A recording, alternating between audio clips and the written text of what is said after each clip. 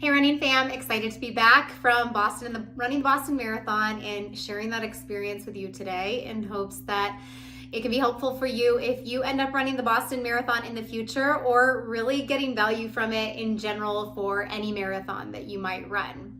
So I'm gonna go ahead and just kind of speak from the heart here, which is what I typically do in these videos, nothing fancy, but just talking in chronological order from when I got there to ultimately the finish line and what that looked like for me.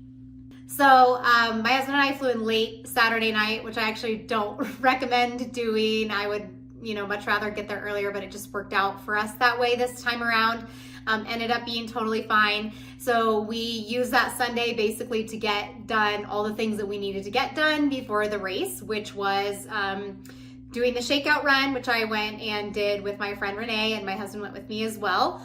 And on that run, I saw Remy, who is the other coach on my team, and he lives in the Boston area. Just literally ran right into him. And so that was really fun to be able to see him briefly. Went on our way, and then we took some photos, videos at the Boston Marathon finish line. Really fun to do that the day before. Highly recommend that, just because it's really your only opportunity to kind of hang out the finish line, other than at the end of the marathon where they're kind of just scooting you along, right? And then immediately went to the expo. That was kind of my thing, that I just needed to get to the expo, get the bib number, just so I could calm down knowing okay, I'm ready. I have the things that I need. So that was a really easy and smooth experience. After you get your bib, then you go into the area where you can find your name on this big wall. So did that. And then you walk straight into basically the Adidas shop where they have tons of gear that you can buy, clothing. There were so many people in there and I get really overwhelmed in big crowds. So I quickly went out of there. We then took a few pictures there. There was a panel with Kara Goucher at that time and some other female runners. I listened a little bit, but again, I really was just ready to kind of be on my way, get out of the crowds, get back outside.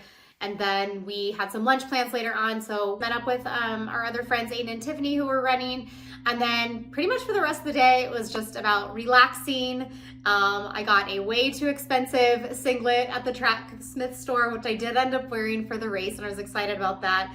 And kind of going back to the other gear that they offer, I did not get the finisher's jacket this year, which is kind of this coveted thing for people who run the Boston Marathon. I think it's a pretty big deal to get it for your first one. I decided not to get it for this one. It wasn't because I didn't like the jacket or anything. It was simply I just didn't feel like I needed another one. I didn't want to spend $120 for it. Just ended up spending way too much on the Tracksmith tank top. But here we are. That's kind of what you end up doing at these races, right? And then I highly suggest taking it easy the night before the marathon. And we had a Whole Foods right by us. So we just picked up dinner at Whole Foods. So easy to just get exactly what makes you feel good, for race morning, and match what you normally would eat at home. And listen to one of my favorite podcasts with Jared Ward on the Teen Demure podcast. So I've talked about it before, but I'll link it below again. I love listening to it before marathon. Just relaxes me, helps me visualize, and helps me kind of remember what's really important when we're going into race day. So yeah, I slept great. I think I only woke up once briefly, which is not normal for me to sleep that well. In fact, this whole cycle, I've slept pretty well, which is out of the norm. So really, really happy about that over the course of this training cycle. And then woke up. I decided to shower just because I had time and I felt like it would wake me up a little bit more. I did feel kind of groggy, but overall felt really good. Packed up my things and then met my friend Renee down in the lobby of the hotel. And the biggest unknown at this point was the weather. Really leading up to that morning and checking, we still didn't really know what was going to happen. And what the weather app said didn't really end up being what completely happened in the race. So it was kind of just put a smile on and just go with it. Whatever happens, that's all you can do, is have the best attitude about it and manage it as best you can when it comes. So it was not raining initially at all. It was just a cool morning. We had throwaway layers on. So I had an old sweatshirt, old sweatpants, and I also had a poncho ready in case it started raining, but it wasn't then. We were plenty comfortable with what the temperature was. I don't know, maybe it was high 40s or something. Just cool, cloudy. and we got there. It was really easy to get to the buses this year. If you watch my video from last year, that's something that really messed me up. Not realizing that I needed to leave way earlier. And I think also the side that we were on this year, our hotel was on the opposite side. So we walked from the opposite side, a lot less people coming from that direction. So the people who were more towards like where the finish line is of the Boston Marathon, you know, there's a lot of hotels over there. I think most people were staying over there. So that would work to our advantage. Use the bathroom before we got on. Getting on the buses was super simple. Yes, we had to wait a little bit in this line once we walked up the buses, but all just very, very smooth, unlike last year. And that was a huge relief. Felt really good knowing that we were gonna have plenty of time to do whatever we needed to do once we got to Athletes Village. And so got off the buses, bathroom, and then it started raining quite a bit actually. And so we put our ponchos on. There's a big tent. We were able to find a space pretty easily and we had time to kill. So sat there, but we were finishing up our breakfast. So I'm going to talk a little bit quickly about just like the fueling plan and what that looked like before I get into going into the race. As far as what my fueling plan was going to look like overall was exactly what I had planned and did for in Houston, which I have a whole video about. So if you want to watch how I fueled for Houston, I will put that link up here. It actually did not end up going according to plan for Boston, but that is what I had planned and what I would do in the future and what I suggest. But as far as fueling for that morning, was just my typical breakfast, bagel, peanut butter, banana, coffee, and then I ate kind of an addition of that, not as much, but later on, because Boston starts so late, you have to remember you're running through lunchtime. So, you know, you need to account for those calories that you're missing versus like running a marathon that's maybe starts at 7 or 7:30 in the morning. So that's what we were doing when we were waiting in the tent. It's time to go, use the bathroom again, you know, that's like all the bathrooms, if there was one, we're using it, right? So once we get up to the corrals, we're pretty much ready to get into ours. There's big waves, but then there's corrals within the waves. My friend Renee was a couple ahead of me, so she went ahead. This whole morning, my legs were feeling really, really tight. The thing about Boston is like, it's not like you have a lot of road room to like do a little bit of run before or anything like that. And stretching, because there's just like people all around. I mean, you certainly can, but I hadn't really thought that through and I felt like I needed a few more minutes. So I stepped to the side on the fence. I was doing like leg swings and really just massaging my calves because I felt like I just gotta work this out a little bit before I get started. And that ended up pushing me back maybe 2 or 3 corrals than I was supposed to start in, which didn't really set me up for success. But it was better than what I did last year. Again, if you see that, just the whole morning was off kilter last year. Everything with this went really smoothly. I think we got to our corrals a little bit later than we should have, but I could have started pretty much with my corral. I just chose not to, not really thinking ahead of how that might affect the beginning of the race. So there were 3-4-ish things that kind of went what I would call quote unquote wrong in this race that I didn't really account for. They weren't necessarily terrible or bad, just kind of unexpected things that I needed to readjust and reevaluate the plan because of how they happened and adjust on the fly. And honestly, that is very likely to happen in a marathon. It's unlikely that you're just going to have a marathon that everything goes perfectly smoothly and something doesn't, go a little bit wrong, and you're going to have to, kind of expect the unexpected is what I always tell my athletes. So the first one being that because I did start later in this back corral was that I was behind runners who maybe were not going to be going out as a faster pace as I was, because the way that Boston works with the waves and the corrals, it's all in order of the time that you submit. So it's essentially going from the fastest to the slowest. So since I'm back a few corrals, just taking that into account. But it's also just really crowded for the Boston Marathon. And I think that that's honestly part of it, is that no matter where you're starting, you're gonna have to be dealing with some of that congestion. And I ended up having a much slower mile for the first mile of the race than I had typically planned. My coach and I planned for me to have a conservative start. When I work with my runners, always a conservative start. That's always what I've done on my own. This was way more conservative than I would have wanted it to be. I think I ended up with like an 8:45, 8:50 for the first mile, and it was supposed to be, I think, around 8 to 8:10 maybe. And that's not what happened at all. And even by the second mile, still could not get it down. I was really just at the mercy of whatever the pace of the crowd was in front of me. You can kind of work around a little bit, but you don't want to be doing too much of that weaving just because you're going to be adding to the distance of your race. And it's kind of elbow to elbow. Like, so you're just kind of trying to go with the flow. And at that point, I'm just saying to myself, it's fine. Like, I just know I got to make up this time, which is not what I had really planned on. I'm now, 40, 45 seconds behind where I wanted to be already. But you also have to just take a deep breath and remind yourself, marathon is a really long race. I can make this up. Don't worry about it. So then after mile 2, with that having happened, by mile 3, there was more space, definitely kind of more in the crowd that had picked up the pace a little bit, and I was able to. But I came in that 5K mark slower than the 5K that I did last year in the marathon, but I just had to make up the time, and that's okay. But I talked to a couple of my athletes who said, oh, I love watching your progression, how you always start out slow and get stronger. And yes, that is how I plan races, but this was very unplanned. They said it looked planned, it was unplanned. So then I get to the next 5K. Even then, it's just pretty crowded. It's really hard to find a rhythm. And I would say that's just the hardest part of running these major marathons, is getting into some sort of groove. Rhythm is much more difficult than a smaller race. Even Houston, with like really, really wide streets, still a big race, but much, much smaller.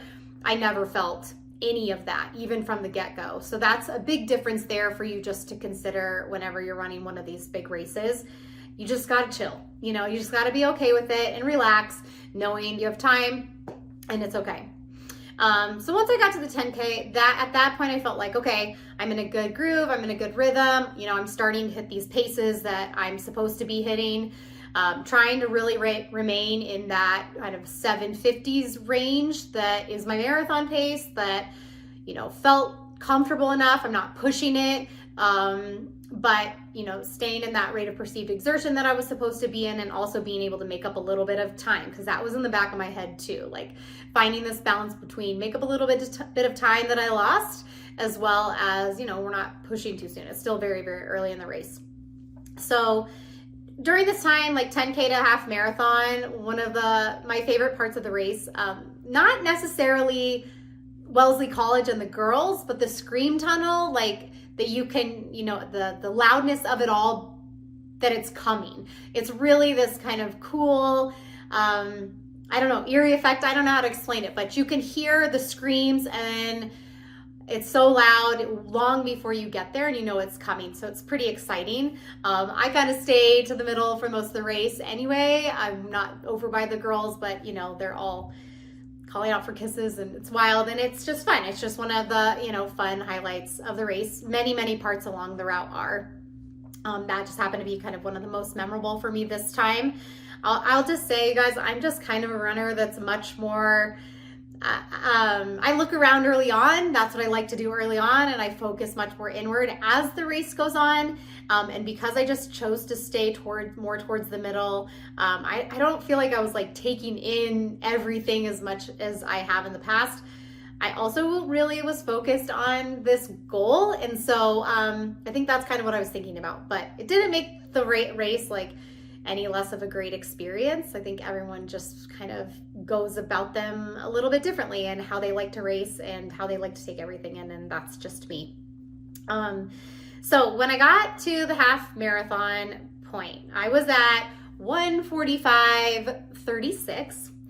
And I know in my last video before this, I said I wasn't gonna necessarily put a time goal on it. My goal was to be brave. And so this is the point of the race where I really started thinking about that goal, what I wanted to create. And I did want to get a sub 3:30. I also didn't want to get so honed in on a time goal, knowing that Boston is a tough course. Last year I ran a 3:37 something. And so trying to get sub 3:30 on the same course, take off that much time in a year, seemed like a lot. But I also felt really confident going in. And I told my husband and other people that, and my coach, this is the most confident I've ever felt. And it feels scary to say that out loud, but I truly, truly believed it. And I think saying that, for the first time was like, it's just a step you need to take, and when you know. And I was like, wow, for the first time, I think I really believe this is going to happen. And at the halfway point, even though I came in at 1:45.36 and trying to get sub 3:30, obviously at that point, I know that I'm going to have to negative split this race.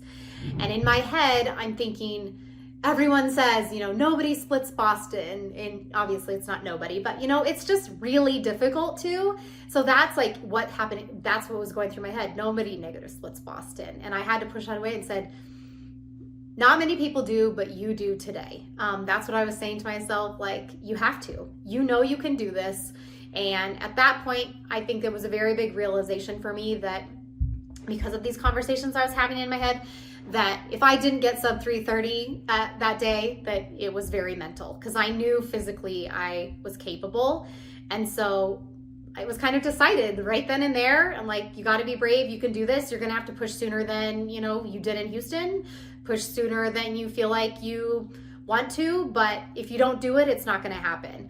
And also the big thing there was like, I want the PR and I want the sub 3:30, right? And so really at that point, it was like, with my previous PR being a 3:30.54 at Houston, it was like, whether it was a 3:30 something or 3:37, it honestly didn't matter. And I knew by then I was easily going to get a 3:37. And so it was kind of like, take the risk, because if you end up having to slow down and you get like a 3:35 or 3:36, so what? So what if you manage it better and get a 3:30 again or 3:31? Like, those times are the same. Like, take the risk. Hopefully that makes sense, but that's where I was at, and that's the decision I made. And I think really within the next couple miles, I started to realize this is going to happen and I'm going to make it happen. So we go along. During the same time is when it starts pouring. So I didn't talk too much about the weather, but up until then it was like just cloudy, drizzly, really, really great weather. I honestly loved the weather on Monday. Even when it was pouring, it's kind of annoying, but I didn't mind it, other than the water filled up my shoes within like a few minutes, which seemed bad at the time, but that really like went away. I don't know. I was wearing the Alpha Fly 1, so I don't know if it just sort of like poured out the side. You stopped thinking about it or what. There was a point where I thought it was going to start hailing, and I, for a minute, said, okay, what's the game plan here if it starts hailing on everyone? Do we stop for a minute? Like, what do you do? Luckily, that did not happen. No hail. And it rained pretty hard for quite a while, but some of the parts, and I am not good at like remembering what is at what mile, but there are lots of areas during this time, like the halfway to like mile 17, where you're running through these big intersections of lots and lots and lots of people. And there are many points on the course where it's so loud and so much cheer and so much excitement that it feels like a finish line in any other race. In any other race, you wouldn't get that until the finish line. In Boston, you get it many times. And so it's this very weird feeling of like, this feels like the finish line, but I'm only at mile 16, that type of thing, and realizing like, just chill, calm down. Like, this is not the end. You've got a long ways to go. So I get to mile 17 where my husband was, and I had planned to swap out a water bottle with him, which was a really good plan. I loved what I did this time for hydration. I didn't have to stop nearly as many times as I did in Houston, simply because the weather was cooler, but I also I had a handheld 12-ounce bottle with me, as well as my 8.5 ounce that I put Tailwind in. And then when I saw my husband at mile 17, I traded out the empty 12-ounce bottle and got another 8.5 ounce bottle of water. I did still stop maybe, 5-6 times on the course for the water as well, but a lot less than Houston, which was really, really nice. So then those are the hills, I already started when I saw my husband, and then continue on. last year the hills seemed like absolute monsters. That was what I was nervous about this year because it really slowed me down last year.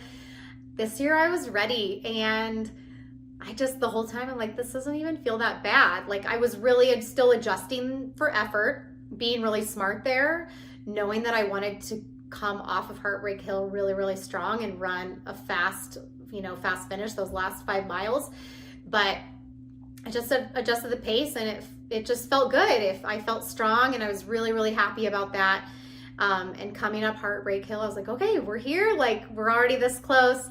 Don't get me wrong, it was hard. It was feeling hard at this point. I was definitely fully racing when I was coming into 21.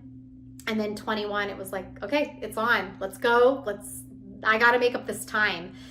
I did not look at my watch at that time. I mean, I was looking at my paces when they clicked over, like at the mile markers and everything, but I didn't look at my overall time because I thought that would get in my head, that I would kind of start doing math. And if you guys have run marathons, you know how hard it is to do mental math when you're that tired. And so I just chose to not, and I just run as hard as you can. Like I know it's going to be close, but I know that it's close enough. I know that I can do it. I know I'm in a position to run these faster paces to make it happen. And fairly comfortably. I mean, I was pushing for sure, but what maybe would have normally felt like 8-mile pace, I looked down and I was running in the 7:30s on that 21 to 22 mile. And that's another moment where I'm just like, I know this is gonna happen. Just don't do anything stupid. Just make this happen. Keep going, stay in the rhythm. You got this. And there's still a few hills after 21 in Boston, but they're much shorter, and it's net downhill for sure once you're at that point, quite a bit. And so it's a great place to make up time. And yeah, for the most part, those miles were in the 7:35, I think 7:50 range, other than there is not a full mile, a partial area on the course that they record. I think maybe it's a half a mile or something that was in the 8s that was slower because there's a pretty significant hill in that area, and it's coming into the last mile. So it's kind of like your last little bit of, okay, back off just a tiny bit because you want to finish really fast and strong for that last mile. So coming in at the last mile, so 25.2, I looked at my watch, and it looked like I had about, from my judgment and where I was, 8 minutes and 20 seconds. So 8 minutes and 20 seconds was in my head. All you got to do, Jane, is run the last mile in 8 minutes and 20 seconds, and you're going to get under 3:30. But also, like, don't be close, So keep running what you're running. That's kind of what I was thinking. If I run, in the 7:35 range, you're going to get it. And didn't look at my watch, and I just went. Don't think, just go. Don't think, just go. That's all I kept saying to myself. And that's what I did. And you take a left on Boylston, and that's the finish chute. I want to say maybe it's like 0.2 miles, something like that. Lining the streets. It's deafening loud. It's so electric. It's so amazing. If you guys ever get a chance to do it, you'll know exactly what I mean. But turn left, see the finish line up ahead. It also seems so far away at that point. And you're in this sort of weird position of like, you're so exhausted, you're so tired, you're running so hard, and you want to be done, but also like the experience is almost over. And the whole time in these last few miles, I'm just thinking, how amazing is it to do something like this? Work so incredibly hard in training and get to be there and get to put yourself out there, put your heart in it, be in the pain cave to make it happen, and seeing it all become worth it, all come to fruition, and that you're finally going to meet your goal after all this time of working towards that. It's an amazing feeling. And it's in those moments where I'm like, this is why I do the marathon. This is why I recommend the marathon to people. This is why it changes you. And teaches you what you're truly capable of. And just all of that was going through my mind. And so when it's going to be over, it's just this weird juxtaposition of, wanting it to be over and not wanting it to be over because the ride is so amazing, right? So anyway, I'm coming down as fast as I can, trying to just pass as many people as I can, come through, click my watch immediately, biggest smile, biggest feeling of relief and joy, seeing that 3:29 and knowing that it wasn't close to 3:30. And then when I looked at my phone later, saw that it was 3:29 flat, exactly a minute under my goal, came through. My friend Renee was waiting right there, which I was so excited about. I think she finished like 5 or so minutes before me. So I had no idea that she was going to be there, and we got to hug at the finish line. Just to be with her in that moment was so incredibly special. She had an amazing race in PR as well. Just a very celebratory moment, and really, really happy, and got our medals. And then you're in this like wave of emotion. You're so excited, everything's great, you're feeling amazing, and then all of a sudden, like, your temperature just drops and you're absolutely freezing, shivering. They give you the space blankets to put on to keep you warm.